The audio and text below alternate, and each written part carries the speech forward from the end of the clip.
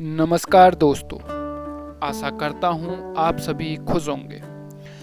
दोस्तों, वैसे तो समुद्र बहुत ही खूबसूरत होते हैं घूमने फिरने और मौज मस्ती करने के लिए।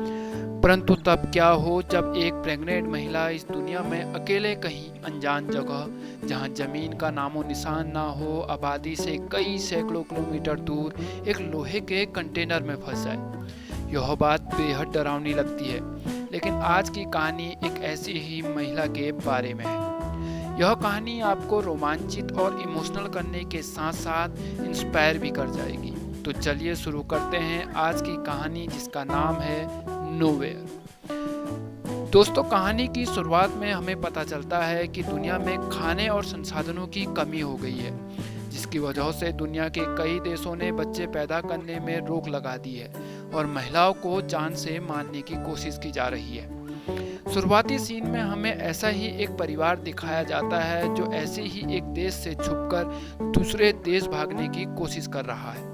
वे पानी के जहाज में सामान ले जाने वाले कंटेनर में छुपकर उस देश से भागने की कोशिश कर रहे होते हैं। वे पानी के जहाज तक ले जाने वाले लोगों को पैसा देते हैं, यहाँ तक कि वे अपनी शादी वाली अंगूठी भी उन्हें दे देते हैं। आखिरकार उन दोनों पति पत्नी को, जिनका नाम मिया और मीको है, कंटेनर के अंदर जगह मिल जाती है। उस कंटेनर में उनके साथ साथ और भी कई सारे लोग मौजूद होते हैं और हमें पता चलता है कि मिया भी प्रेग्नेंट है और वहाँ और भी कई सारी औरतें हैं अपने बच्चों के साथ। मीका और मिया अब खुश होते हैं कि वे अब इस देश से सुरक्षित निकल जाएंगे। और यहाँ पर मिया और मीका की बातों से हमें पता चलता है कि उनकी एक बेटी हुआ करती थी, जिसे उस देश की गवर्नमेंट ने मार डाला था। फिर कुछ ही देर में कंटेनर का दरवाजा खुलता है और बहुत से लोग कंटेनर के अंदर आने लगते हैं। ये भी उस देश से भागने के लिए ही आए होते हैं। इतने सारे लोगों की वजह से कुछ लोगों को दूसरे कंटेनर पे शिफ्ट किया जाता है, जिसकी वजह से मीको और मिया अलग अलग हो जाते हैं, जिससे मिया घबरा जाती है और वह मीको को फ़ोन करती है, जहां मीको मिया से कहता है जैसे ही वे जहाज पे पहुंचेंगे वह उस कंटेनर पे आ जाएगा।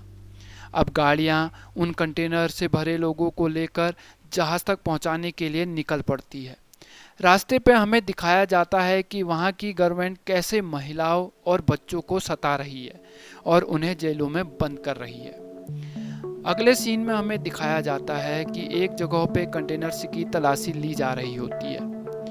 उस कंटेनर्स की भी तलाशी ली जाती है जिसमें मिया होती है। सभी लोग डर जाते हैं, परंतु शुरुआत में कुछ नहीं मिलता, पर फिर वे तलाशी करने वालों को भी वे सभी मिल जाते हैं और वे कंटेनर्स पे गोली चला देते हैं, जिससे उस कंटेनर्स पे मौजूद सभी लोग मारे जाते हैं। पर मिया सही मौके पर एक ऊंचे बॉक्स के ऊपर छुप जाती है, जिससे उसकी जान बच जाती है। पर अब मिया उस कंटेनर के अंदर अकेले होती है और हमें दिखाया जाता है कि वह कंटेनर जहाज तक पहुंच चुका होता है। पर जहाज वालों को लगता है कि उस कंटेनर के सभी लोग मारे गए हैं, इसलिए कोई भी उस कंटेनर को नहीं खोलता और मिया अंदर ही फंसी रह जाती है। मिया अपने पति को फ़ोन लगाने की कोशिश करती है, पर वह फ़ोन नहीं उठाता। अब जहाज चलना शुरू कर देता है और मिया का सफ़र शुरू हो जाता है। पर सफ़र शुरू होने के कुछ घंटों बाद ही वह जहाज तूफान में फंस जाता है। मदद के लिए चिल्लाती है, पर कोई भी उसकी आवाज़ नहीं सुनता। फिर एक बहुत तेज झटका लगता है और मिया कंटेनर की दीवार से टकराकर बेहोश हो जाती है। कुछ वक्त बाद मिया को होश आता है और जब वह कंटेनर के छेद से बाहर देखती है तो उसे पता चलता है कि उसका कंटेनर जहाज से गिर चुका है और अब वह समुद्र में किसी अनजान जगह पर उस कंटेनर के अंदर फंस चुकी है। और जब मिया को इस बात का एहसास होता है तो वो बहुत घबरा जाती है। वह अपने पति को फ़ोन करना चाहती है, पर वहाँ पे नेटवर्क नहीं होते, जिस वजह से वह अपने पति से बात नहीं कर पाती। तभी उसे दिखता है कि गोलियों की वजह से कंटेनर में जो छेद हुए थे उनसे पानी अंदर आ रहा है। उन छेदों को बंद करने के लिए मियाँ कंटेनर में पड़े सामान को खोलकर देखना शुरू कर देती है, जहां उसे कपड़ों से भरा हुआ बॉक्स, हेडफोन, शराब, टीवी से भरे हुए बॉक्स मिलते हैं और साथ ही साथ उसे ढेर सारे खाली प्लास्टिक के छोटे छोटे डब्बे भी मिलते हैं। इसके साथ ही उसे पीने के पानी की एक बोतल, कुछ खाना और एक बड़े टेप का रोल भी मिलता है, जिसे वह उन छेदों में लगाकर उन छेदों को बंद कर देती है।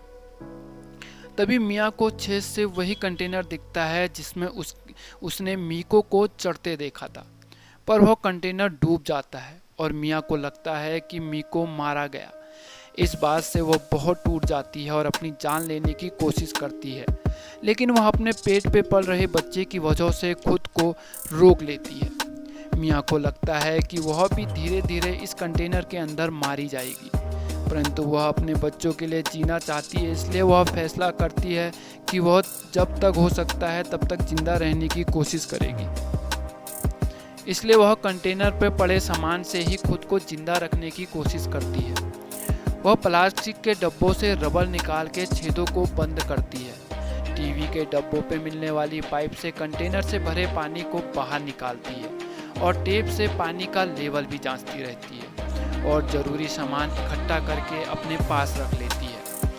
फिर अचानक ही उसके फ़ोन पे नेटवर्क आ जाते हैं और उसे पता चलता है कि मीको जिंदा है और वह मीको को अपने बारे में बताती है। मीको उसे हिम्मत देता है और उसे जिंदा रहने के लिए बोलता है और बताता है कि वह उसे जल्द ही ढूंढ लेगा। पर मिया की मुसीबतें कम नहीं होने वाली थी।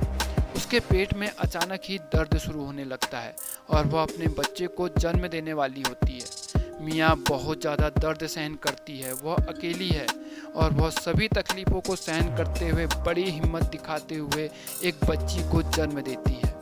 प्रेगनेंसी का यह सीन कमज़ोर दिल वाले दर्शकों के लिए नहीं है। इसके बाद मिया अपनी बच्ची के साथ होती है, जहां वह उसे दूध पिलाने की कोशिश करती है, पर वह बच्ची दूध नहीं पी रही होती है और लगातार रोए जा रही होती है। अब मिया को पता नहीं होता कि मदद कब तक आएगी या आएगी भी या नहीं, इसलिए मिया फैसला करती है कि उसे कंटेनर के बाहर जाने का रास्ता बनाना पड़ेगा, क्योंकि एक ना एक दिन यह कंटेनर डूब जाएगा। इसलिए वह अपने पास पड़ी ड्रिल से उस कंटेनर की छत पे छेद करके बाहर जाने का रास्ता बनाने की कोशिश करने लगती है, लेकिन यह इतना आसान भी नहीं होता, क्योंकि प्रेगनेंसी की वजह से वह बहुत कमज़ोर हो चुकी होती है। अब कुछ दिन बीत जाते हैं, बच्ची ने दूध पीना शुरू कर दिया होता है और अब मिया के पास बचा हुआ खाना और पानी लगभग समाप्त हो चुका होता है। दूसरी तरफ मिया उस ड्रिल से कंटेनर में रास्ता बनाने की कोशिश कर रही होती है, लेकिन आधे काम में ही ड्रिल की पावर खत्म हो जाती है और काम रुक जाता है। अब कंटेनर में छेद करने के लिए उसके पास कुछ नहीं होता, जिससे वो बेहद गुस्सा हो जाती है और सामान इधर उधर फेंकना शुरू कर देती है। लेकिन तभी उसे एक छोटा सा चाकू मिल जाता है और वह काम में फिर से जुड़ जाती है, परंतु यह काम बहुत ज़्यादा मुश्किल होता है।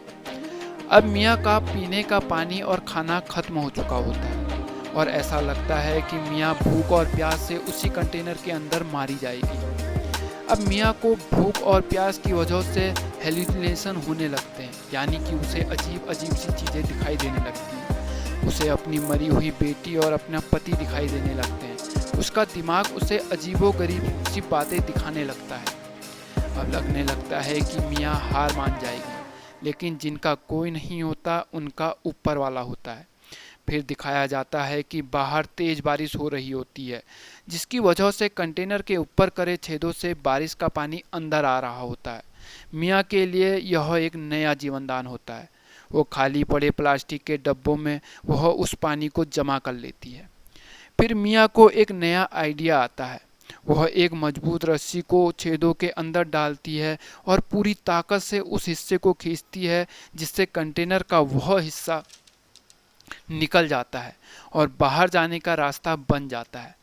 अब वह कई दिनों बाद उस कंटेनर से बाहर निकलकर खुली हवा में आई होती है और साथ में ही अपनी बच्ची को भी पहली बार उस कंटेनर से बाहर खुली हवा में लाई हुई होती है।